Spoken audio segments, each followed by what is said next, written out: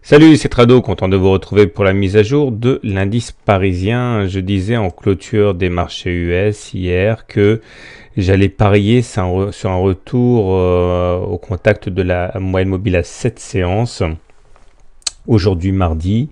Et quand on regarde ce qui s'est passé, il y a du bon et du moins bon. Alors, le retour à la M7 s'est fait, mais on n'a pas du tout réussi à tenir ces niveaux, hein. C'est-à-dire que le contact a bien eu lieu, mais finalement on a subi, après une petite hausse, et bien une décrue continuelle des cours qui nous a amené à casser la M7, à casser la Tenkan, à casser la M20, et puis surtout, et c'est très grave, à venir retester retester et casser, hein, le fameux nuage,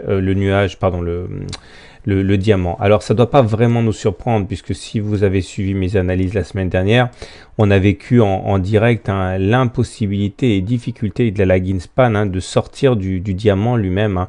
Chaque séance ici, entre clairement le 20 octobre et le 28 octobre, a consisté en une tentative de casser le diamant pour la lagging span, et à chaque fois, eh bien, on a échoué.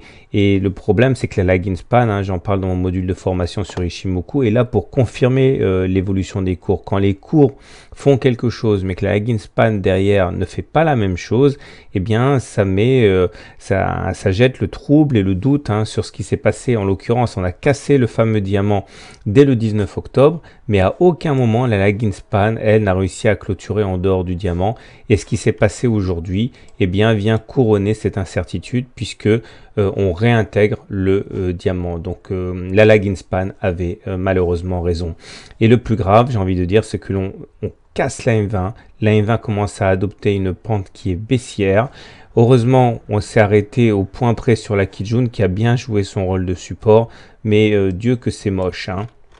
Alors, du coup, on se retrouve dans une situation où la M7 est en opposition maintenant, la Tenkan est en opposition, la M20 est en opposition, et plus que jamais, la loi du retour à la M20, j'ai mis un tuto là-dessus hier, hein, vous avez dû le voir, et à jouer à plein. Et les indicateurs techniques n'en sortent pas indemnes, puisque on a ici le momentum qui a basculé, en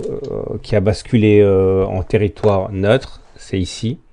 Et on a également le RSI qui a basculé en territoire défavorable, puisqu'on est en dessous de 50. Et j'ai envie de dire, pour couronner le tout, le MACD bascule sous son signal. Donc on est vraiment dans une situation assez délicate maintenant.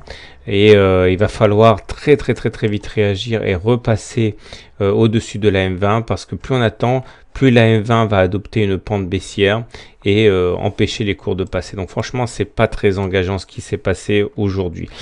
Du côté des autres marchés, le DAX est dans une situation similaire, hein. On était sorti d'une figure d'élargissement orange ici, c'était sur la séance du 20 octobre, mais là aussi la lagging span à aucun moment n'a réussi à sortir de cette figure d'élargissement, donc elle n'a pas validé la sortie.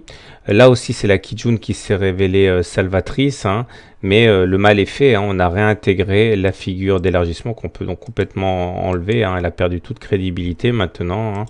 Et l'Eurostoxx, eh bien, donne un scénario totalement similaire. Regardez, on casse la Tenkan, on casse la M20. Par contre, hein, pour l'Eurostoxx, on n'a pas réintégré le biseau descendant. Ça, c'est pas mal, mais je ne sais pas si on pourra compter sur l'unique Eurostoxx, hein, pour donner davantage de jus. Voilà.